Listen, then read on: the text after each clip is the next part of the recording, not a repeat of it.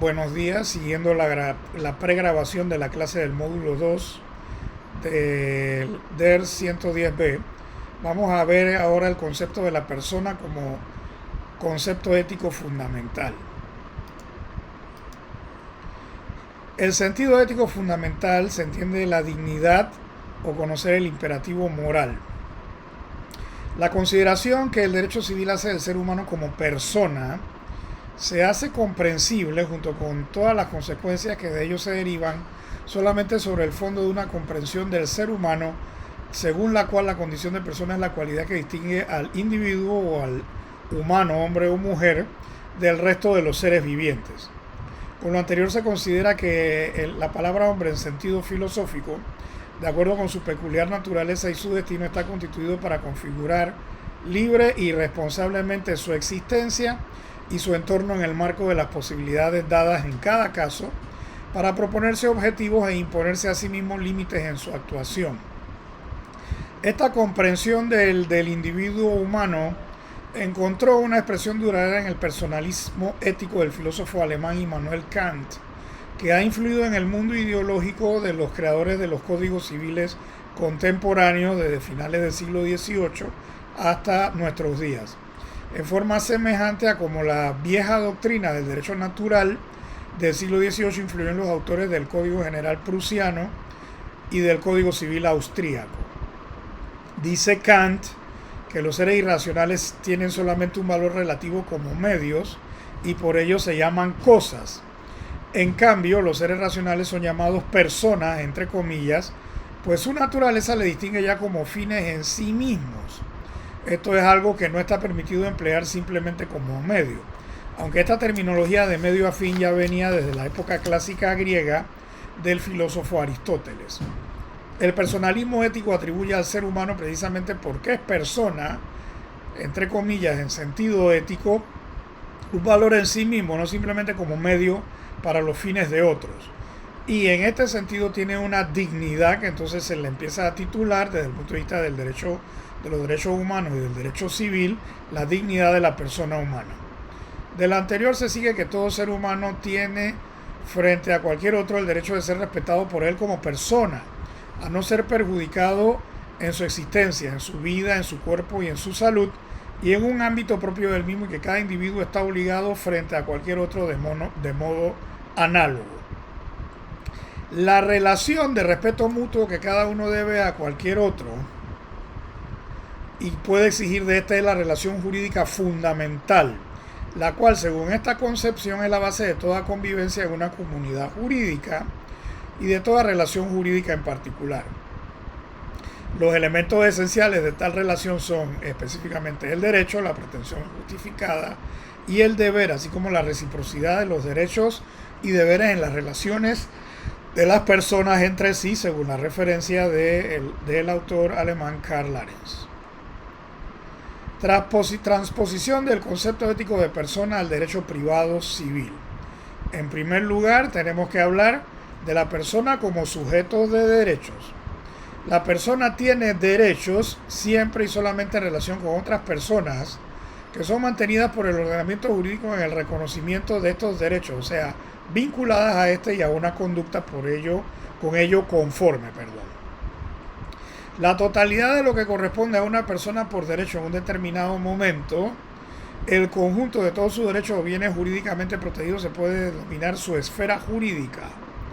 La persona en sentido jurídico puede por ello ser pensada también como el centro de una esfera jurídica perteneciente a ella necesariamente.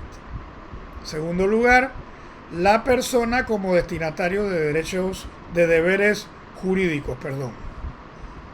Junto con el derecho subjetivo, el deber jurídico es el segundo elemento constitutivo de la relación jurídica.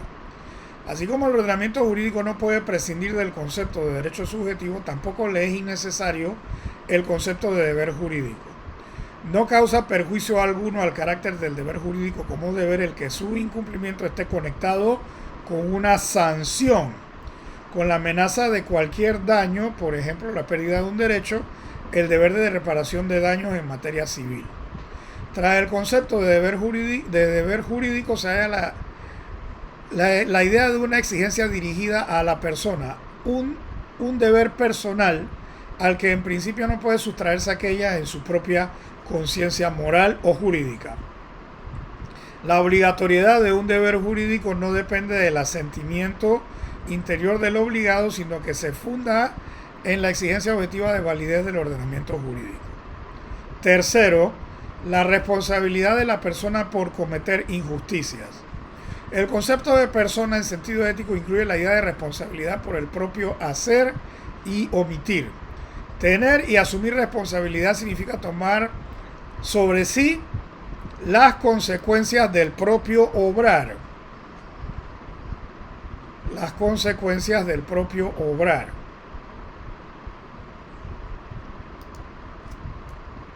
Las consecuencias del propio obrar, responder por ellas.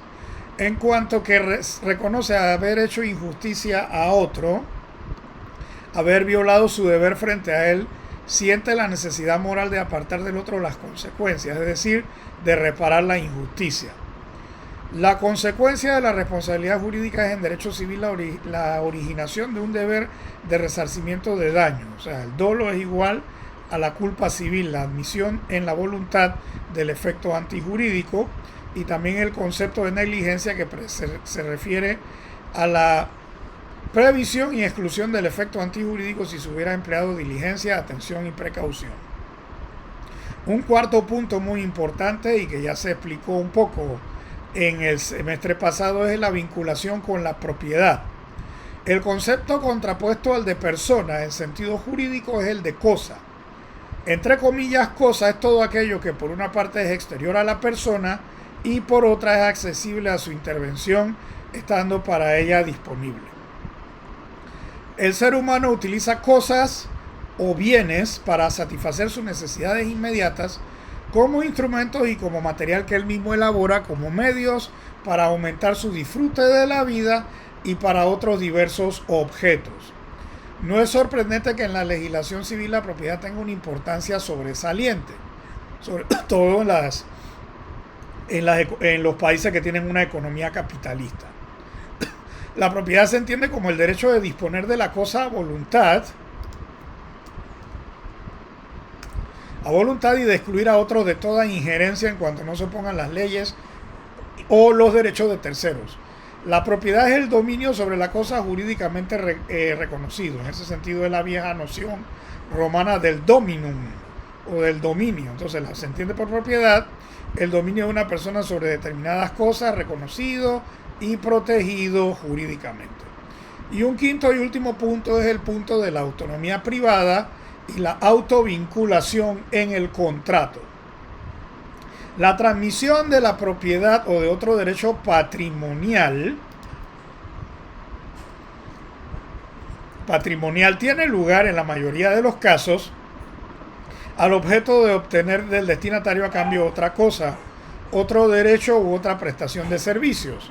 Los participantes en tal acto de intercambio lo reglamentan específicamente mediante un contrato. La autonomía privada, entre comillas, es lo mismo que decir la posibilidad ofrecida y asegurada a los particulares por el ordenamiento jurídico de regular sus relaciones mutuas dentro de determinados límites por medio de negocios jurídicos o contratos, en especial los contratos. La autonomía privada se trata de uno de los principios capitales y fundamentales del derecho privado. Autovinculación es lo mismo que decir lex contractus, posibilidad de contraer compromisos mediante declaraciones. El acto jurídico válido debe tener requisitos mínimos. Entonces la autovinculación más los requisitos mínimos es lo mismo que decir la validez jurídica de un negocio jurídico o contrato. La clasificación de las obligaciones en la legislación panameña se refiere a que las personas se clasifican en individuales o naturales, inmorales o jurídicas, según lo que dice el artículo 38 del Código Civil de Panamá, que ya lo mencionamos en el módulo 1, que dice así: las personas son naturales o jurídicas. Son personas naturales o físicas, son todos los individuos de la especie humana, cualquiera que sea su edad, sexo, estirpe o condición. Es persona moral o jurídica, una entidad moral o persona ficticia de carácter político, público, religioso, industrial o comercial, representada por personas o personas naturales capaz de ejercer derechos y contraer obligaciones. Las personas físicas o naturales se subdividen en nacionales o extranjeras, que entonces se refiere a lo que dicen los artículos 9, 11, 9, 10 y 11 de la Constitución, ya que el código, como data del 1917, tiene unas regulaciones allí que ya no están vigentes como tales,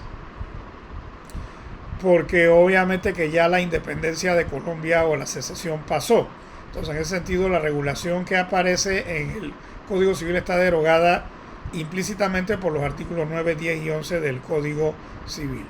Y por su parte, el artículo 40 del Código Civil dice que las personas que no están comprendidas en el artículo 39 se les llama extranjeros, pero la ley no reconoce diferencias entre unos y otros en cuanto a la adquisición y goce de los derechos civiles que regula este código, y de los domiciliados y transeúntes se tratará en otro título de este libro. Y hasta aquí terminamos entonces el concepto de persona y la transposición del concepto ético de la persona al derecho civil.